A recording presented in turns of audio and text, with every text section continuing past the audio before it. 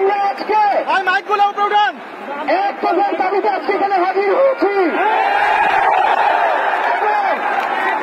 আমরা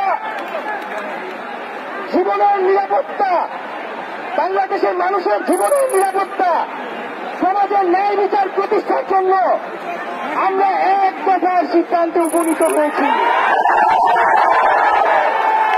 এই সরকার কোনোভাবে আর এক মিনিটও ক্ষমতায় থাকার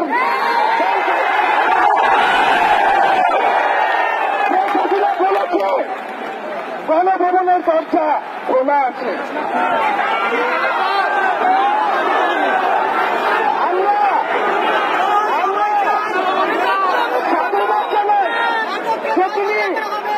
বুঝতে পেরেছি যে গণভবনের দরজা খোলা রাখতে হবে।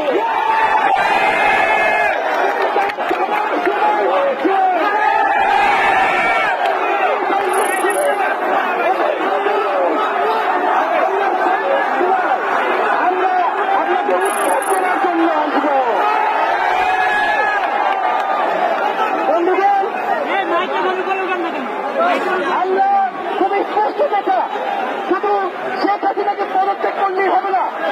এই যে খুন, লুটপাট, দুর্নীতি এই দেশে হয়েছে তার বিচার হতে হবে। আমরা পদত্যাগ দিয়ে তাকে কোনো এক্সিকিউট দিতে চাই না। তাকে পদত্যাগ করতে হবে, বিচারের আওতায় আনতে হবে। এবং শুধু শেখ হাসিনা নয়, পুরো মন্ত্রী পরিষদ, সরকার সবাইকে পদত্যাগ করতে হবে।